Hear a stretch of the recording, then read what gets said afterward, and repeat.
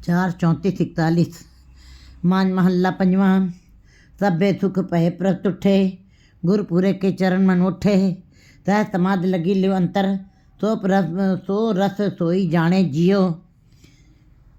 गुरु जी बता रहे हैं वाणी में कि संसार के सारे सुख उस जीव को प्राप्त हो जाते हैं जिसके ऊपर परमात्मा स्वयं मेहरबान हो जाता है, जिसके ऊपर परमात्मा स्वयं खुश हो जाता है। गुरु पूरे के चरण मन मुठे, और जो पूरे गुरु के चरणों के साथ, गुरु शब्द रूप चरणों के साथ जुड़े हुए हैं, मन से जुड़े हुए हैं। क्योंकि वैसे तो संसार सारा ही अनेकानेक धार्मिक ग्रंथों का अध्ययन कर रहा है, मंदिर मस्जिद गुरुद्वारों में अनेकानेक भीड़ दिखाई दे रही है, लेकिन मन से कोई जप रहा हो ऐसे बहुत विरले हैं। चरण मन उठे जिनके गुरु के शब्दों के साथ, गुरु के शब्द के साथ जिनका मन जुड़ गया है, सहज समाधि लगी अंतर, सो रस सोई जाने जियो। फिर सहज समाधि किसको कहते हैं? वो परमात्मा स्वयं सहज है।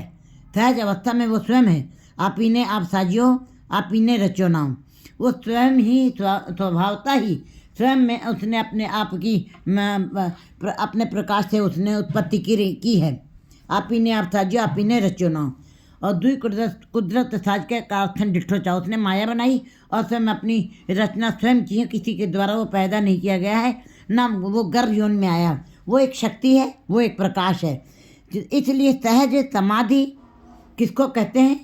जैसे कि अगर जब भूख लगी है तो जो खाना है, जो 2 रोटी हम खा रहे हैं, बहुत तेज भूख लगी है तो जो हम भोजन खा रहे हैं, 2 रोटी जो खाई वो सहज है, तीसरी रोटी सहज नहीं है। इसी प्रकार अगर जो भोजन की ललक है, कसक है, भूख है, तो भोजन जो खाया जा रहा है वो सहज है। जो पानी पिया जा रहा है, प्यास है तो सहज है, लेकिन अगर जो प्यास नहीं, पानी पिया जा रहा है वो सहज नहीं है। इसी प्रकार अगर जो हमें परमात्मा के नाम हम जप रहे हैं, लेकिन कसक नहीं है, कोई पकड़ नहीं है, कोई अंदर इच्छा नहीं है, कोई अंदर तरंग नहीं है, तो इसका मतलब वो नाम जपा हुआ सहज नहीं है। सहज किसको कहते हैं? जो हमारे मन में तरंग हो, उसके लिए अंदर इच्छाएं हों, अंदर एक कसक हो पाने की, परमात्मा के नाम को पाने की और परमात्मा के गुणों को संग्रह करने की एक इच्छा हो, तब ऐसा जपा हुआ नाम सहज कहा जाएगा। सहज मन स्थिर हो जाना, जहाँ पे मन फिर निर्विचार हो जाता है, वहाँ जहाँ पे स्थिर हो जाता है मन, केवल परमात्मा का नाम ही नाम वहाँ पे रह जाता है और संसार की अन्य बातें नहीं रह जाती हैं। सहज समाधि तब ऐसे ही जब सहज समाधि किसी की लग जाती, स्वयं अपने आप ही, जब नाम की भूख लगी, थाचे नाम की लागे भूख, वो तो भूखे खाए चलिए दुख।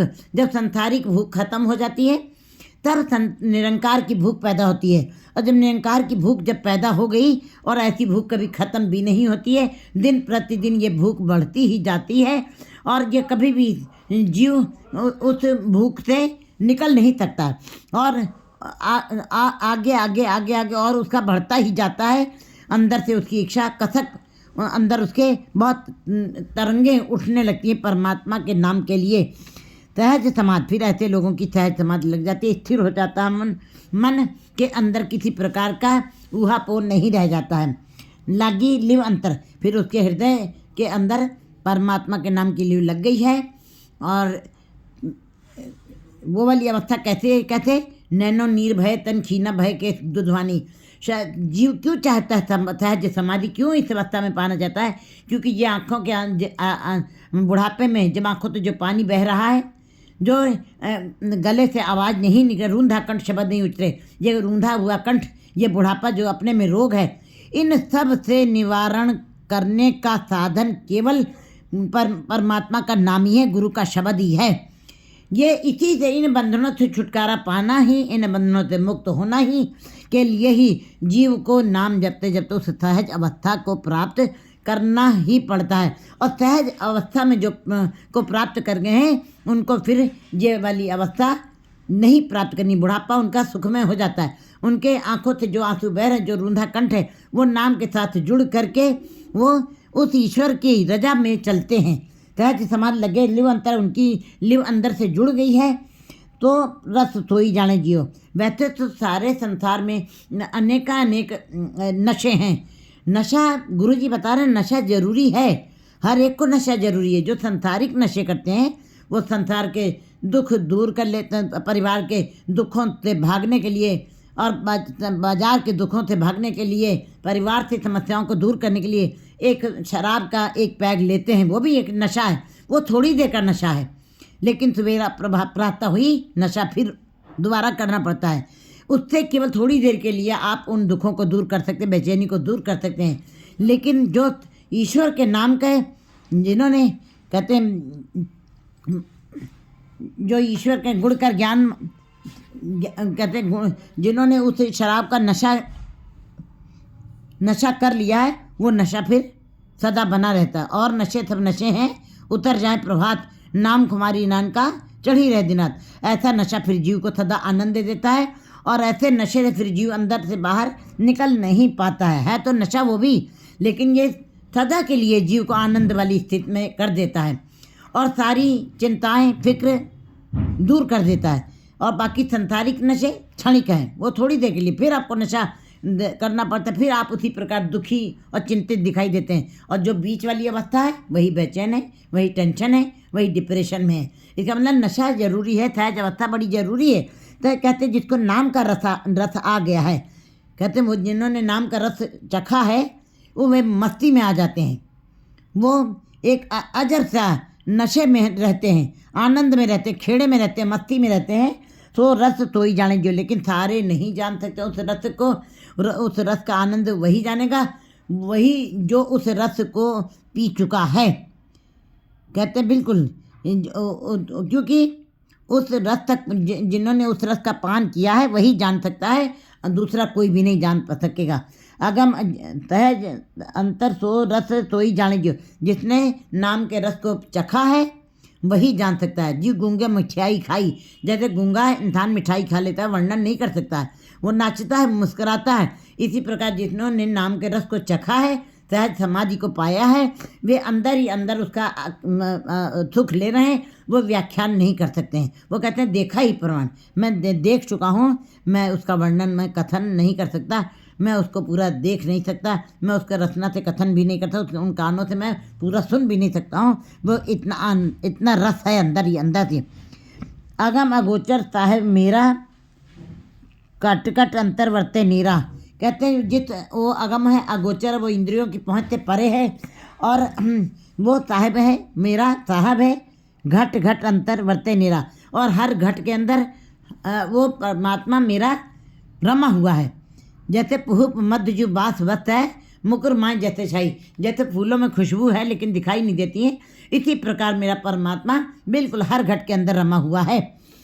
वर्ते नीरा सदा अलिपत जिया का दाता को विरला आप पछाणे जियो। वैसे तो सबके अंदर अलिपत रूप से, जैसे अलिपत मीन्स जैसे मुकुर माह जैसे छाई, जैसे शीशे में कुछ है नहीं, लेकिन जब आप खड़े होते हैं तो आपको अपना अक्स दिखाई देता है। इसी प्रकार वो परमात्मा अलिपत है, जिया का दाता, वो जियों का दाता है, सारी दातें सारे जियों को वो स्वयं देने वाला है, दूसरा कोई नहीं। जो बिरला कोई सदा अलिपत जिया का दाता को बिरला आप पछाणे जियो। कहते हैं जिन्होंने अपने आप को पहचान लिया, अपने अंदर झांक लिया, अपने अंदर की पहचान कर ली है, वे ही, उन्हीं को इस बात का पता लगता है, इस बात का बोध होता है, वही पहचानते हैं कि वही परमात्मा सबके अंदर रमा हुआ है, मौजूद है, और वही सबको दाते देने वाला है। इस बात का ज्ञान किसी विरले जीव को ही होता है, सारे नहीं पहचान सकते हैं। प्रभु मिलने की ये निशानी, प्रभु मिलने की क्या पहचान है, प्रभु मिलने के क्या लक्षण है, हमारे अंदर भी ये बात अंदर पैदा होती है कि कैसे पता लगे कि हम परमात्मा को पा लिया, हमारे अंदर परमात्मा प्रकट हो गया, या हम परमात्मा के नज़दीक पहुंच रहे हैं, या परमात्मा की मेहर हमारे ऊपर हो रही है। प्रभु मिलने की यह निशानी मन को सच्चा हुक्म पछाणी। बस जब जीव परमात्मा के हुक्म को मानने लगते हैं, उसकी रजा में चलते हैं, उसके भाड़े में चलते हैं, जो तो भावे साई भली कार, तू सदा सलामत न का, जो तुम कर रहे हो साई वही बातें सारी ठीक हैं, जो तुम खाने के लिए दे रहे हो वही ठीक है, जो तुम पहनने के लिए दे रहे हो वही मेरा पहना परवान है, मैं मुझको स्वीकार है, जो तुम कर रहे हो सब मुझको परवान है। कहते हैं फिर ऐसे जीव जो हैं, प्रभु मिलने की यह निशानी, प्रभु मिलने की यही निशानी है। कैसे पता चले हमारा मिलाप परमात्मा से हो गया?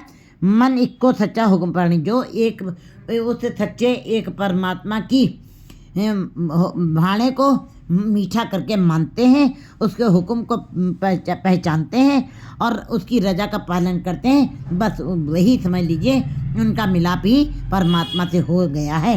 सहज संतोष सदा तृप्ताते आनंद खतन के पाणे जियो। सहज माने स्थिर हो जाना, सहज माने अडोल हो जाना, सहज माने स्थिर हो जाना, मन निर्विचार हो जाना। जब समाधि में कब जीव समाधि में जाता है, कब जीव सहज अवस्था को प्राप्त करता है, कब जीव स्थिर हो जाता है, जब समस्याओं से ऊपर हो जाता है। जब तक जीव के जीवन में समस्याएं बनी रहेंगी तब तक समाधि नहीं हो सकती, तब तक सहज अवस्था नहीं प्राप्त हो सकती, तब तक मन स्थिर नहीं हो सकता। सहज संतोष सदा तृप्ता से, जब सहज माने जब जीव का मन निर्विचार हो जाए, जहाँ पे अच्छे बुरे विचार खत्म हो जाए, एक निरंकार की चर्चा रह जाए, हर तरफ उसको निरंकार ही, मतलब उसकी इंद्रियाँ, आँखों से निरंकार दिखाई दे रहा है, कानों से निरंकार की चर्चा सुनी जा रही है, रसना से नाम जपा जा रहा है। ये जब ऐसा इंद्रियाँ और कर्मेंद्रियाँ सारी ही उस ईश्वर के नाम के साथ जुड़ जाती हैं, तब ऐसे जीव सहज को प्राप्त करते हैं। फिर उनके अंदर संतोष भी आ जाता है। संतोष माने जैसा तुम दे रहे हो वैसा हम खा रहे हैं, जैसा तुम दे रहे हो वैसा हम पहन रहे हैं, जैसा तुम कर रहे हो वो मुझे स्वीकार है। और सारी बातें, सारी रजा, सारी मर्यादा को वो मानने के लिए तैयार हैं। ऐसे सहज संतोष, फिर ऐसे जीव सहज में रहते हुए संतोषी हो जाते हैं, सदा तृप्तता से, और सदा ही तृप्त रहते हैं। उनके अंदर आशाएं, कामनाएं, तृष्णाएं खत्म हो जाती हैं। आनंद खत्म के पाणे जियो, वो अपने परमात्मा पति के खत्म के रजा में चल रहे हैं, उसी की रजा को मानते हैं, उसी के भाणे को मानते हैं, इसलिए सदा के लिए आनंद उनके अंदर बन गया है। सदा ही खेड़े में रहते, क्योंकि नानक भक्ता सदा विगात, तू सदा सलामत निरंकार भक्त जन सदा ही उनके भाणे को मानते हैं। भक्ति कर करके उनको इस बात का पता चल जाता है कि जो ईश्वर कर रहा है सब ठीक कर रहा है। तो ऐसे जीव जो हैं सदा ही आनंद में रहते हैं, उनके जीवन में कभी दुख तकलीफ नहीं आती है। हत्थी दिखती प्रभ देवण हारा, लेकिन ये दात जो है, कहते हैं ये तन करते का खेल है।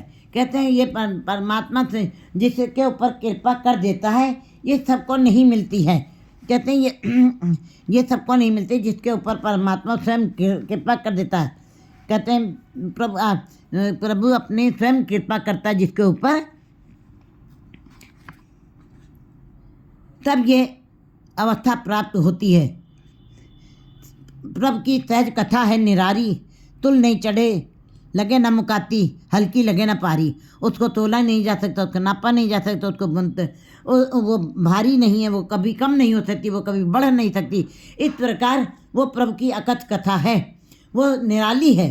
और उस सहज कथा से जो अंदर प्राप्त कर लेते हैं, सहज अवस्था को प्राप्त करते हैं, वे सदा आनंद में रहते हैं।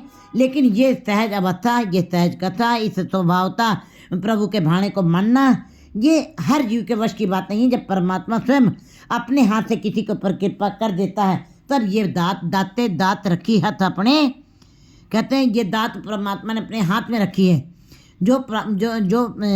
जो पावे सो देवे, जो जीव उसको अच्छे लगते हैं उसकी झोली में ये दात डाल देता है, परमात्मा देता है। जन्म मरण रोग सब निवारे, फिर उनके आवागमन के चक्र सब खत्म होता है, जन्म मरण खत्म हो जाता है। कहते हैं गुरु जी, कहते हैं जो सहज अवस्था को प्राप्त कर लेते हैं, तय पावत